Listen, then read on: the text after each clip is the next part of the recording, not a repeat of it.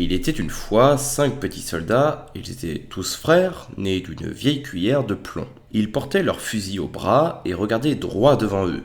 Leur uniforme rouge et bleu était très élégant. La toute première chose qu'ils entendirent, quand on souleva le couvercle de la boîte où ils étaient couchés, ce fut un cri, qu'un petit garçon poussa en battant des mains. On les lui avait offerts pour son anniversaire et il se mit à les aligner sur la table. Chacun des soldats était le fidèle portrait de l'autre.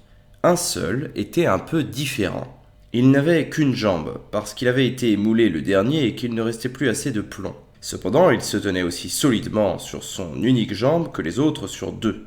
Et c'est justement son histoire qui est la plus singulière. Sur la table où ils étaient alignés, il y avait beaucoup d'autres jouets. Mais ce qui attirait surtout le regard, c'était un joli château en papier. Par les petites fenêtres, on voyait jusque dans les salles. Dehors, de petits arbres entouraient un petit miroir figurant un lac. Des cygnes de cire y nageaient en contemplant leurs reflets. Tout cela était ravissant. Mais, ce qu'il était encore plus, c'était une petite demoiselle debout, devant la porte ouverte du château.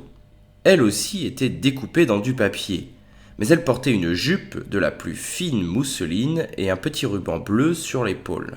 Une paillette scintillante était fixée au beau milieu du ruban, une paillette aussi grande que son visage. La petite demoiselle avait les 2 bras tendus, car c'était une ballerine, et elle levait si haut l'une de ses jambes que les soldats de plomb ne l'aperçut même pas, et crut que, tout comme lui, elle n'avait qu'une jambe. « Voilà une femme pour moi, pensa-t-il. Mais elle était très distinguée. Elle habite un château, moi je n'ai qu'une boîte, et nous sommes 25 à la partager. Ce n'est pas un endroit pour elle. Il faut que je tâche de faire connaissance. » Et il s'étendit de tout son long derrière une tabatière qui se trouvait sur la table. De là, il pouvait observer l'esquisse petite demoiselle, qui continuait de se tenir sur une jambe sans perdre l'équilibre. Le soir, tous les soldats de plomb regagnèrent leur boîte, tous, sauf un. Et les gens de la maison allèrent se coucher. C'est alors que les jouets commencèrent à s'amuser, tant à se rendre visite qu'à faire la guerre ou aller au bal. Les soldats de plomb faisaient du bruit dans leur boîte, car ils voulaient se joindre aux autres. Mais ils ne parvenaient pas à soulever le couvercle. Le casse-noisette faisait des cabrioles, le crayon plaisantait sur l'ardoise. Le vacarme était tel que le canari se réveilla et se mit à bavarder à son tour. Et en vers, s'il vous plaît. Les 2 seuls qui ne bougeaient pas, c'étaient le soldat de plomb et la petite ballerine. Elle se tenait bien droite, sur la pointe du pied, les 2 bras écartés. Lui, tout aussi intrépide sur son unique jambe, ne la quittait pas un instant des yeux. Minuit sonna, et clac, le couvercle de la tabatière sauta. Car elle ne contenait pas du tabac, non, mais un petit diable, tout noir. C'était une boîte à malice. « Soldat de plomb !» dit le diable. « Veux-tu bien détourner les yeux ?» Mais le soldat de plomb fit semblant de ne pas entendre.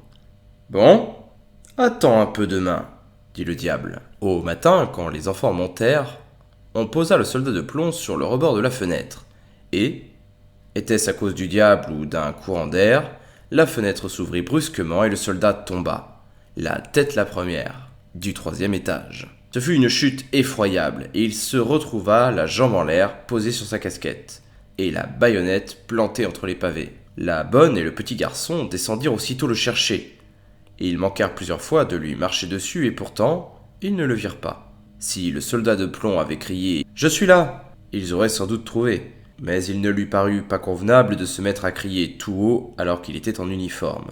Voilà qu'il commença à pleuvoir. Chaque goutte tombait plus drue que la précédente, et bientôt ce fut une violente averse.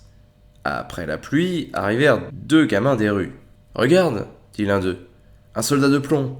On va le faire naviguer. » Ils firent un petit bateau avec du papier journal et y déposèrent le soldat de plomb, qui se mit à voguer dans le caniveau.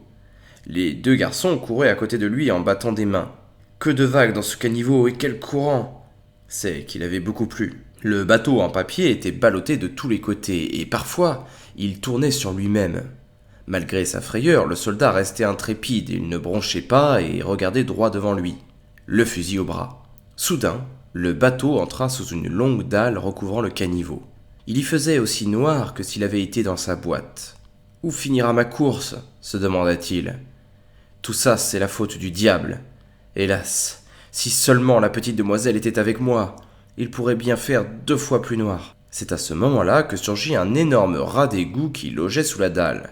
« As-tu un passeport » demanda le rat. « Fais voir ton passeport. » Mais le soldat de plomb se tut et serra son fusil encore plus fort. Le bateau fila et le rat, derrière, grinçait des dents en criant au bout de bois et au brin d'herbe. « Arrêtez-le ! Arrêtez-le !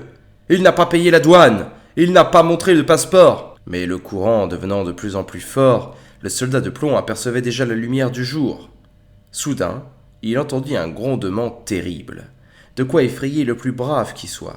Pensez donc, le caniveau au bout de la dalle se déversait tout droit dans un large canal. C'était aussi dangereux pour le soldat et son bateau en papier que de descendre pour nous à bord d'un véritable navire une grande chute d'eau.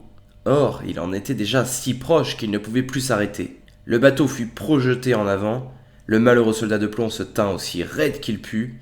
Personne ne pourrait lui reprocher plus tard d'avoir seulement cligné des yeux. Le bateau tournoya 3 ou 4 fois, se remplit d'eau jusqu'au bord. Il ne pouvait que sombrer. Le soldat de plomb avait de l'eau jusqu'au cou, et le bateau s'enfonça toujours davantage. Le papier se défaisait de plus en plus. L'eau recouvrit la tête du soldat. Alors il pensa à la charmante petite ballerine, qu'il ne verrait jamais plus. Et une chanson tinta à ses oreilles. Puis le papier se déchira, le soldat de plomb passa au travers et il fut aussitôt avalé par un gros poisson. Comme il faisait noir là-dedans, c'était encore pire que sous la dalle du caniveau.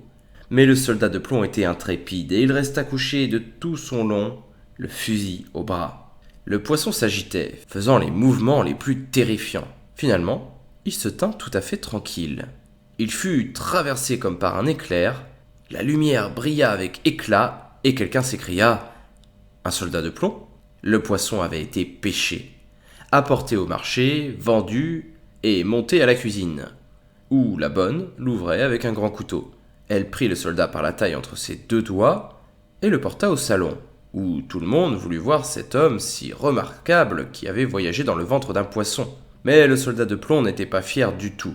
On le plaça sur la table, et le soldat de plomb s'aperçut qu'il se trouvait dans le même salon qu'auparavant.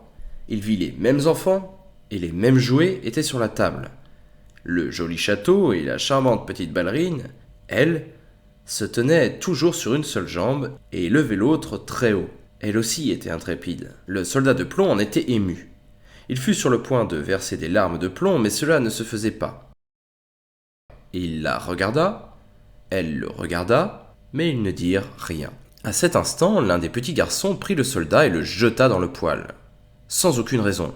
C'était sûrement encore la faute du diable de la tabatière.